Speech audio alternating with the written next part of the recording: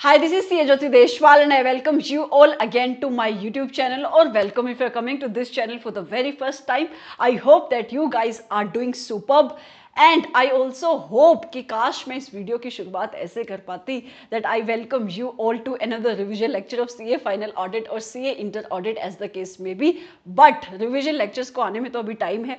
सबसे पहले आपका रिजल्ट आएगा, उसके बाद नए सिलेबस से रिलेटेड रिविजन लेक्चर्स आना शुरू होंगे. इस पर्टिकुलर वीडियो में हम दो चीजों को मेनली डिस्कस करने वाले हैं. सबसे पहले we are going to discuss about the changes in your audit subject in CA final audit. Right, reason being ये सबसे ज्यादा बेस्ट टाइम है चेंजेस को डिस्कस करने का, क्योंकि यही वो टाइम है जब आप अपनी पढ़ाई को करना शुरू कर दिया होगा या अभी तक शुरू नहीं किया है. आप सोच तो रहे होंगे कि आपको पढ़ाई करना कैसे है, ठीक है. और ये बेस्ट टाइम इस वजह से भी है क्योंकि अभी आपके टीचर्स को भी बहुत अच्छी अंडरस्टैंडिंग है कि सिलेबस में चेंजेस है क्या, क्योंकि उन्होंने भी अपने रेगुलर बैचेस को लेना शुरू कर दिया है और आपने भी थोड़ा बहुत ओवरव्यू लिया ही होगा कि आपके सिलेबस में कितने चेंजेस है. तो आप बेटर अंडरस्टैंड कर पाओगे जिन चीज़ों को मैं आपको बताने वाली हूँ, ठीक है. दूसरी चीज़ जो हमें इस पर्टिकुलर वीडियो में डिस्कस करनी है वो है कि अब जब आपका सिलेबस चेंज हो चुका है ना, ऑडिट में अराउंड 32% के नई एडिशंस हैं. तो 32% नई एडिशन की बात कर रही हूं मैं, अप्रोच की तो बात ही नहीं कर रही. तो अभी आपका ऑडिट को पढ़ने का अप्रोच क्या होना चाहिए ये आपको समझना बहुत बहुत इंपॉर्टेंट है, क्योंकि अगर 32% चेंजेस है और जिस वे से इंस्टीट्यूट ने अपना स्टडी मटेरियल ड्राफ्ट किया है, अगर किसी बच्चे ने खोल के देखा हो तो आपको समझ में आएगा कि इंस्टीट्यूट की एक्सपेक्टेशंस अब आपसे वैसी नहीं है जैसे पहले थी. So therefore it is very important कि जब आप खुद से भी पढ़ाई करना शुरू कर रहे हो, आपने किसी की क्लासेस ली है नहीं ली है, वो ऑल टुगेदर एक डिफरेंट डिस्कशन का टॉपिक है. आप खुद से भी अगर पढ़ाई कर रहे हो ना, सेल्फ स्टडी, तो आपका जो अप्रोच अभी तक था सब्जेक्ट को पढ़ने का वो सेम नहीं हो सकता, ठीक है. तो दो चीज़ें हमें मेनली डिस्कस करनी है. सबसे पहले हम आपके चेंजेस को डिस्कस करेंगे, है ना, और उन बच्चों के बारे में बात करेंगे जो बच्चे इस वक्त सबसे ज़्यादा दुखी हैं, परेशान हैं, क्योंकि वो क्लासेस ले चुके हैं और सिलेबस चेंज हो चुका है. ओके तो उस पर्टिकुलर सिचुएशन में उन बच्चों के दिमाग में बहुत सारी कंफ्यूजन है कि सेल्फ स्टडी करे, फास्ट ट्रैक बैच ले, नया बैच ले, क्या करे. तो एक उनके बारे में बात करेंगे और उसके बाद ऑडिट को पढ़ने का अप्रोच कैसा होना चाहिए जब आप अभी पढ़ाई करना शुरू कर रहे हो, चाहे आपने किसी की क्लासेस ली है नहीं ली है, अप्रोच की बात करेंगे, ठीक है. सबसे पहले वीडियो को शुरू करने से पहले मैं आपको चेंजेस दिखा देती हूँ कि सिलेबस में चेंजेस है क्या. टोटल आपके सिलेबस में ना 6 चैप्टर नए ऐड हुए हैं. 6 चैप्टर. सबसे पहले चैप्टर नंबर 8, ये आपके इंस्टीट्यूट का ही मटेरियल है, आपके इंस्टीट्यूट का ही सिलेबस है. चैप्टर नंबर 8 जिसके अंदर एसए नंबर 800 की सीरीज नहीं है, ठीक है. चैप्टर नंबर 9 जिसके अंदर आपके एसआरएस है, ये भी नई सीरीज है. चैप्टर नंबर 10 जिसके अंदर एसआरईज है, ये भी नई सीरीज है. चैप्टर नंबर 11 जिसके अंदर एसएईज है, ये भी आपकी नई सीरीज है. इसके अलावा चैप्टर नंबर 12 जो किसकी बात करता है, डिजिटल ऑडिटिंग एंड एश्योरेंस. पहले आपके सिलेबस में एक ऑडिट इन ऑटोमेटेड एनवायरनमेंट करके चैप्टर होता था, वही चैप्टर यहाँ पे भी है बट बहुत सारी एडिशंस के साथ, बहुत सारे टूल्स एंड टेक्निक्स के साथ. तो मैं इस चैप्टर को भी नया ही चैप्टर मानती हूँ, ठीक है. इसके अलावा एक नया चैप्टर आपका क्या ऐड हुआ है, वो है चैप्टर नंबर 11 जिसके अंदर बात है सस्टेनेबल डेवलपमेंट गोल्स की. बहुत ही छोटा सा चैप्टर है बट ये भी आपका नया चैप्टर है. तो अगर आप अपने सिलेबस के चैप्टर्स देखोगे तो टोटल 19 चैप्टर्स है. उन 19 चैप्टर्स में से 6 चैप्टर नए चैप्टर हैं. आप परसेंटेज निकालोगे तो अराउंड 32% की न्यू एडिशंस निकल के आ रही है. अगर 1%, 2% की अमेंडमेंट भी होती थी तो आप उसको कितनी इंपॉर्टेंस देते थे. ये तो 32% का सिलेबस ही नया है. तो एक चीज तो आपको अपने दिमाग में बिठानी है. अगर आप अभी तक ऐसा सोच रहे हो, एक आधा बच्चा तो जरूर होगा ऐसा जो ये सोच रहा होगा इतने क्या चेंजेस है, हमने तो पहले क्लासेस ली, चेंजेस तो हैं. ये बात तो आप अपने दिमाग में बिठा लो. और सिर्फ नई एडिशंस की बात नहीं है, जिस वे से ड्राफ्टिंग भी हुई ना आपके सब्जेक्ट की, अभी वो ड्राफ्टिंग में भी चेंजेस है. अगर आप अपनी बुक को खोल के देखोगे तो इंस्टीट्यूट ने सीक्वेंस में नहीं स्टैंडर्ड रखे हैं, स्टैंडर्ड्स की ग्रुपिंग करी है। जैसे कि चैप्टर नंबर 1 में उसने क्वालिटी की बात करी है तो SQC 1 रखा है, ऐसे नंबर 220 रखा है, और जो रिव्यू करता है आपकी इन क्वालिटी का उन सारी अथॉरिटीज की बात करी है ना। आपका चैप्टर नंबर 2 देखोगे तो वहां पे कुछ आपकी ग्रुपिंग है स्टैंडर्ड्स की। तो आपके इंस्टीट्यूट ने जो चैप्टर्स बनाए हैं उन चैप्टर्स के अंदर जो एसेज रखे हैं उन एसेज का उन चैप्टर के अंदर होने का रेलिवेंस है। वो रेलिवेंस आपको चैप्टर की हेडिंग पढ़ के ही समझ में आ जाएगा। तो आपको भी स्टैंडर्ड्स को सीरीज में ना पढ़ के आई वुड एडवाइस कैसे पढ़ना चाहिए, जैसे वो इंस्टीट्यूट ने अपनी बुक के अंदर रखे हैं। क्योंकि आप इंस्टीट्यूट के भी बुक की ड्राफ्टिंग देखोगे तो उसके अंदर हर एक चैप्टर के अंदर केस सिनेरियो भी है, और केस सिनेरियो किससे डील करता है, उन्हीं स्टैंडर्ड से जो इंस्टीट्यूट ने अपनी बुक के अंदर रखे हैं। तो वो क्या शो कर रहा है कि इन सारे स्टैंडर्ड्स का एक साथ होने का पर्पस है। तो आपको भी जब पढ़ाई करनी है तो ऐसे ही पढ़ाई करनी है। समझ में आई बात। तो सबसे पहले अगर आप क्लासेस ले चुके हो ना, अगर आपकी क्लासेस खत्म हो चुकी है, ओल्ड सिलेबस में आपने क्लासेस ले लिए, तो आपकी दो सिचुएशन हो सकती है। एक सिचुएशन आपकी क्या होगी कि आपकी जो क्लासेस थी वो एक्सपायर हो चुकी है, मतलब अब उनकी वैलिडिटी बची नहीं है। दूसरी सिचुएशन हो सकती है कि आपकी वैलिडिटी अभी बची हुई है, क्लासेस अभी एक्सपायर नहीं हुई है। तो अगर क्लासेस एक्सपायर हो चुकी हैं तो उस पर्टिकुलर सिचुएशन में या तो तुम सेल्फ स्टडी करने का सोचोगे या तो तुम क्लासेस लेने का सोचोगे। दोनों में से एक काम तो तुम्हें इस पर्टिकुलर मोमेंट तक कर ही लेना चाहिए। डिसीजन तो ले ही लेना चाहिए कि सेल्फ स्टडी करने की क्लासेस लेनी है। अगर सेल्फ स्टडी करनी है तो टेलीग्राम पे जाकर एडिशंस के नोट जो फ्री में अवेलेबल होते हैं उनको ढूंढने की बजाय किसी टीचर की नई बुक लो, ये बेटर है ना। क्योंकि तुम्हें सारे के सारे स्टैंडर्ड ग्रुपिंग में मिलेंगे, और अगर जो पुराने टॉपिक्स हैं उनके अंदर भी चेंजेस हुए हैं तो तुम्हें उनके ऊपर एफर्ट नहीं डालना पड़ेगा कि सबसे पहले तुम अपने पुराने मटेरियल को पढ़ रहे हो फिर नए मटेरियल को तुम देख रहे हो। क्योंकि मैं बोल रही हूं कि ड्राफ्टिंग के अंदर चेंजेस हैं, ठीक है। तो सबसे पहले अगर तुमने सेल्फ स्टडी करनी है, ये तुमने डिसाइड कर ही लिया है, जो भी तुम्हारे अपने रीजंस है, तो तुम्हें क्या करना है, एक नई बुक तो लेनी ही लेनी है। प्रेफर यही करना कि जिस टीचर से तुमने पहले पढ़ा है उसी टीचर की बुक ले लो। क्योंकि हर एक टीचर का पढ़ाने का तरीका होता है, चीज़ों को लिखने का वे भी होता है। अगर तुम्हें लगता है कि मुझे कुछ याद ही नहीं है, फिर तो किसी भी टीचर की ले लो, फिर तो सब कुछ नया ही है। उस केस में तो तुम्हें सेल्फ स्टडी फिर करनी भी नहीं चाहिए, है ना। और अगर तुम्हें क्लासेस लेनी है तो वहाँ पे भी तुम डिसीजन करो, क्या तुम्हें फास्ट ट्रैक लेना है या रेगुलर लेना है। अगर रेगुलर लेना है, रेगुलर उन बच्चों के लिए है जिनकी ऑडिट की अंडरस्टैंडिंग जीरो है। मैं रट्टे की बात ही नहीं कर रही, क्योंकि रट्टे का तो टाइम गया, क्योंकि सिलेबस में है ही 50-60% सिर्फ स्टैंडर्ड्स, और स्टैंडर्ड्स से जब पहले क्वेश्चन आते थे 20-25 मार्क्स के, उसमें ही तुम्हारी हवा निकल जाती थी, ठीक है। और तुम्हें यकीन नहीं हो रहा तो तुम अपनी test your knowledge, test your understanding, case studies इनको उठा के देख सकते हो, ठीक है। तो अगर तुम्हारी बिल्कुल भी अंडरस्टैंडिंग नहीं है तो रेगुलर लो, और अगर तुम्हें लगता है कि नहीं अंडरस्टैंडिंग मेरी ठीक है बट मुझे नए टॉपिक से रिलेटेड क्लासेस चाहिए, तो फिर तुम फास्ट ट्रैक या कोई भी एग्जाम ओरिएंटेड बैच किसी भी टीचर का ले सकते हो। अगर तुम्हें लगता है कि नहीं मुझे इन दोनों में से कुछ नहीं करना, मेरे को सेल्फ स्टडी करनी, तो सेल्फ स्टडी करो। अब ये सेल्फ स्टडी वाले बच्चे मोस्टली ऐसे बच्चे होंगे जो टीचर्स की जो यूट्यूब पे रिवीजन वीडियोस आते हैं उनका वेट कर रहे होंगे, है ना, कि सब टीचर्स अपनी रिवीजन वीडियोस तो डालना शुरू करेंगे, उसके बाद हम सेल्फ स्टडी करना शुरू करेंगे नए टॉपिक्स की, जो एकदम कतई गलत डिसीजन है। क्योंकि तुम उस टाइम का वेट कर रहे हो जब बच्चे रिवीजन करना शुरू करेंगे, तुम वेट कर रहे हो तब हम पढ़ाई करना शुरू करेंगे उन टॉपिक्स की जो ऑल टुगेदर नए टॉपिक्स हैं। कितना स्टूपिड डिसीजन है। तो अगर सेल्फ स्टडी भी करनी है ना तो बुक मंगवाओ और पढ़ाई करना शुरू करो। कहाँ से करनी है वो तुम्हारा अभी आउटलुक है, तुम रिसर्च करो, गूगल पे जाओ, जो भी जैसे भी तुम्हें सही लगता है पढ़ाई करना शुरू करो, कुछ तो समझ में आएगा, कोई तो अंडरस्टैंडिंग तुम्हारी डेवलप होगी। उसके बाद जब टीचर रिवीजन्स वीडियोस डालेंगे तो रिवीजन्स वीडियोस देखना शुरू करना। ब्लैंक होके अगर वेट कर रहे हो रिवीजन वीडियोस का तो बहुत स्टूपिड बात है, ठीक है। तो ये तो होगी उन बच्चों की बात जिनकी तो बेचारों की क्लासेस एक्सपायर हो ही चुकी हैं।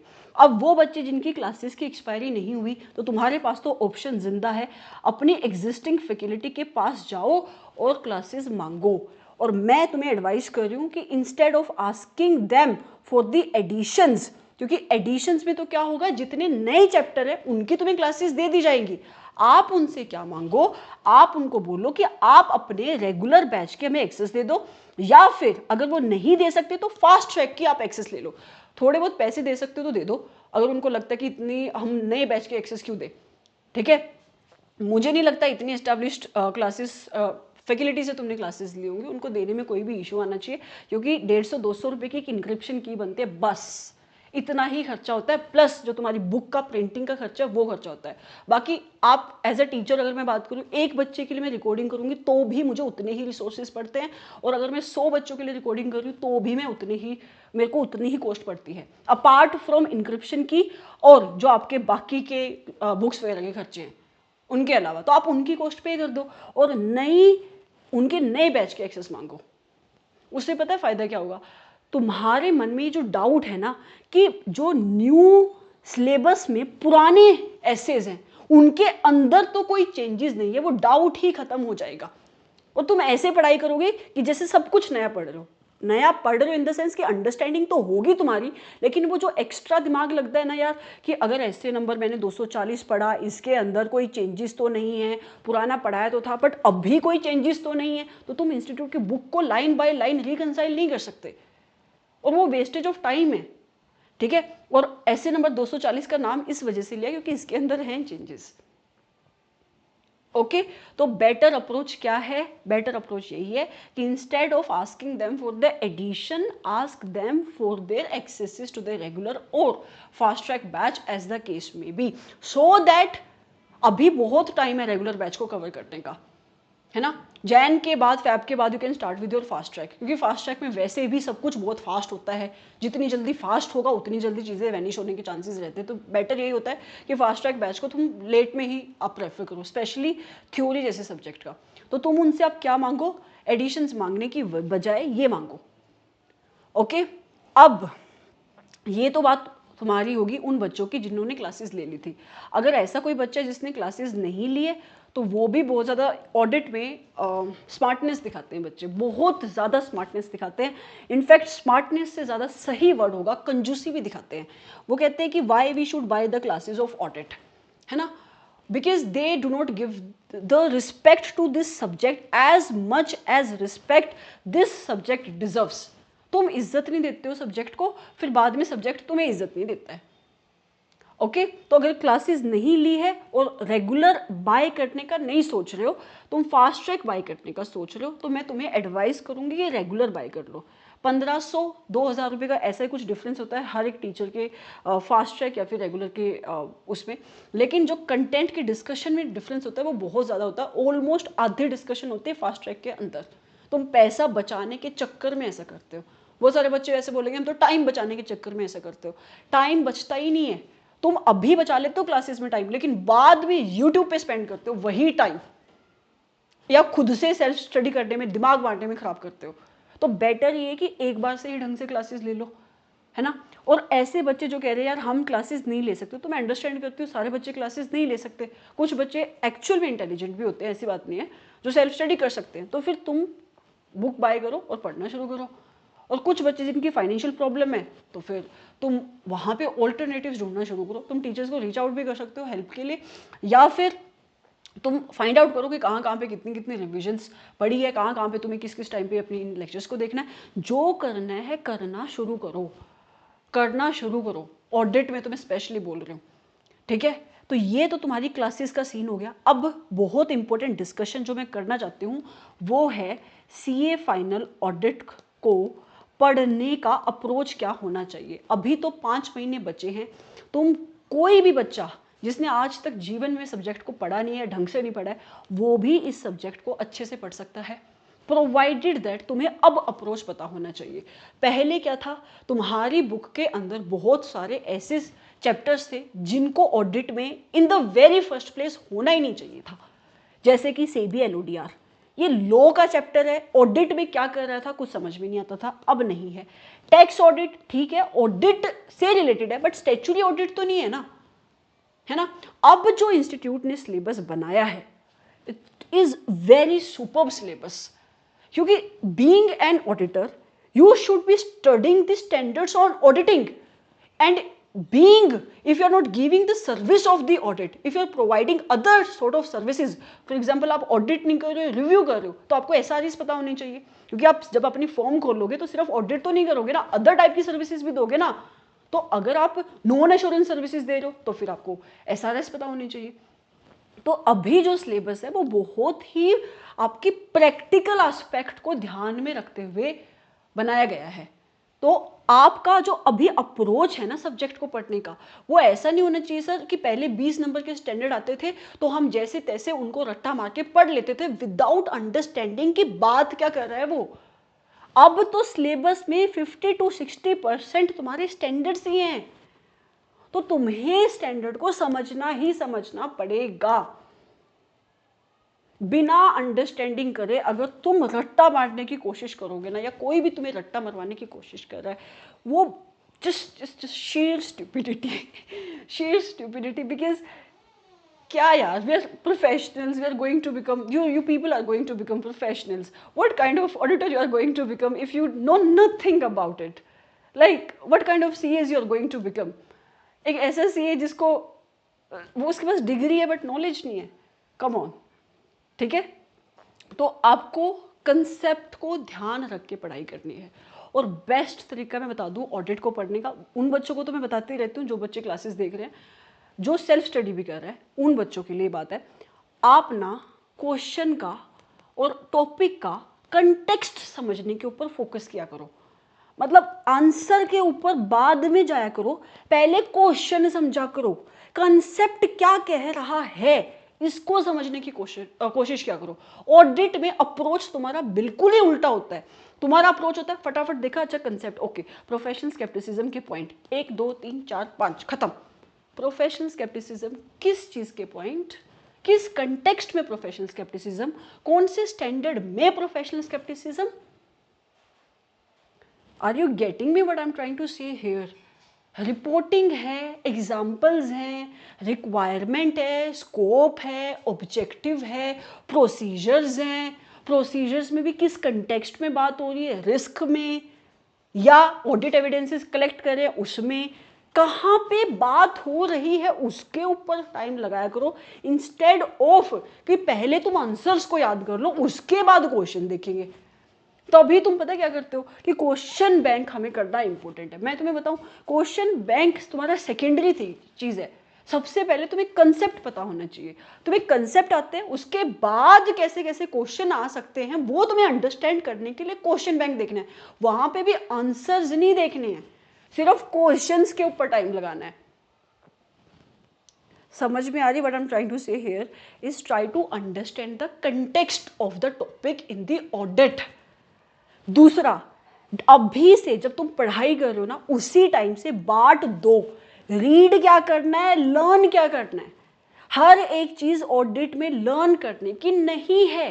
तुम स्कोप को लर्न नहीं करते, ऑब्जेक्टिव को लर्न करते हो, रिक्वायरमेंट्स को लर्न करते हो। हर छोटी छोटी चीज, हर एक लाइन जो तुम्हारी बुक के अंदर लिखी है वहां से डिस्क्रिप्टिव में क्वेश्चन नहीं बन सकता, पर वहां से एमसीक्यू में क्वेश्चन बन सकता है। तो वहां पे तुम्हें रीड करना है, मतलब उसकी अंडरस्टैंडिंग होना बहुत इंपॉर्टेंट है। तो तुम्हें ये भी पता होना चाहिए लर्न क्या करना है। पहले समझो, कंटेक्स्ट को समझो, उसके बाद उसको बांट दो, क्या याद करना है क्या लर्न करना है।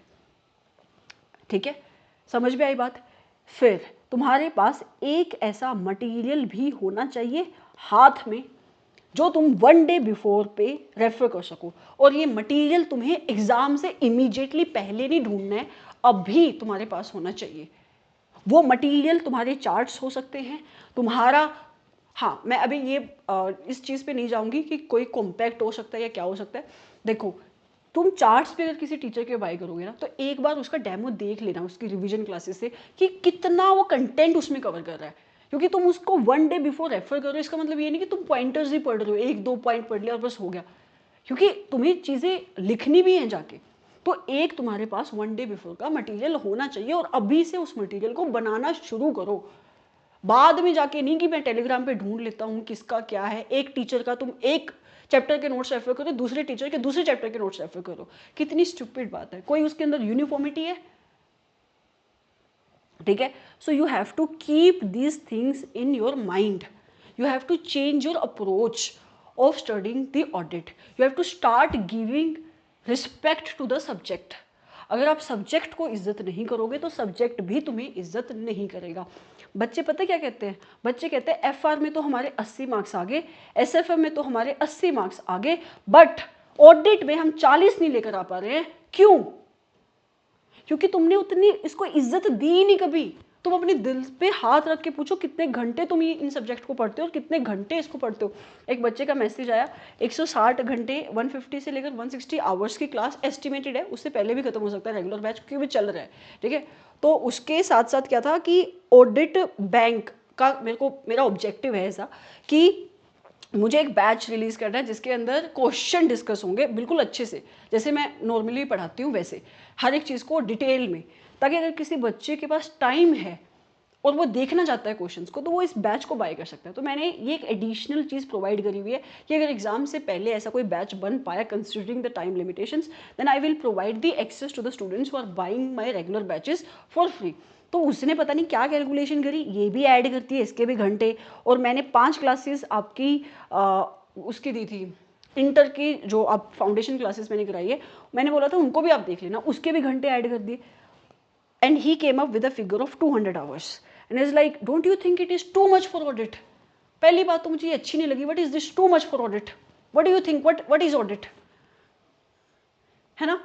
No, if you will think this subject is too much, this subject will start taking you for granted. Do not take this subject for granted. Otherwise, you will be taken granted by this subject.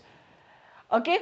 So start giving this subject the respect that this subject deserves. And I'm not saying this because I'm teaching this subject. Obviously, I have an emotional connect with the subject. But apart from that as well, जब आप CA बन जाओगे, audit is one of the field जहाँ पे आपको पैसे कमाने हैं. ओके? तो ये चीज़ें थी जो आज की इस क्लास में डिस्कस होनी थी. क्लास नहीं, मेरे को इतनी आदत है क्योंकि मेरा फेवरेट काम ये सारी चीज़ों को डिस्कस करना नहीं होता. मैं सोचती हूँ कई बार कि मैं लाइव जाके इन सारी चीज़ों को डिस्कस करूँ तो बेटर है, क्योंकि रिकॉर्डिंग में मुझे बहुत सारी चीज़ें समझ में नहीं आती क्या बोलनी चाहिए, या फिर कई बार ऐसा होता है बहुत कुछ बोल जाती हूँ मैं. ठीक है. इसके अलावा अगर तुम्हें लगता है कि तुम्हारे कोई क्वेश्चंस हैं तो वी कैन गो लाइव. आप कमेंट बॉक्स में कमेंट डाल सकते हो, तो हम लाइव आप क्वेश्चन पूछना, सब्जेक्ट से रिलेटेड हम बात करेंगे. डाउट्स मतलब कंसेप्ट की डाउट की बात नहीं हो रही है, सब्जेक्ट को पढ़ने में कोई प्रॉब्लम आ रही है उन बच्चों के लिए जो सेल्फ स्टडी कर रहे हैं. ठीक है, समझ पे आ गई बात. सो सी यू इन अनदर वीडियो. जब तक रिवीजन लेक्चर्स नहीं आना शुरू होते हैं तब तक अच्छे से पढ़ते रहो, सब्जेक्ट को इज्जत देकर पढ़ते रहो. इंटर वालों की बात इस वजह से नहीं करी है क्योंकि इंटर में इतनी चेंजेस है ही नहीं. बहुत ही सिंपल से तुम्हारा सिलेबस है, कोई एफर्ट लगते ही नहीं इंटर को पढ़ाने में. तो जान तो टीचर्स के फाइनल को पढ़ाने में लग जाती है. मैं तुम्हें बता दूं, अगर मैं 3 घंटे का लेक्चर रिकॉर्ड कर रही हूँ ना फाइनल का, तो इसका मतलब मैं 2 घंटे की तैयारी भी कर रही हूँ वहाँ पे, और हर बार कर रही हूँ. जितनी बार पढ़ा रही हूँ उतनी बार कर रही हूँ. इसलिए नहीं कि मेरे को टॉपिक नहीं आता है, बट फिर हर बार उसको अच्छे वे से कैसे पढ़ाना है, इस चीज़ के लिए. इंटर वाले चिल होके पढ़ो, तुम्हारा कोई चेंजेस नहीं है. ठीक है. See you in another video. Until then, bye bye. सावधान रहें, सतर्क रहें. Stay safe. Bye bye.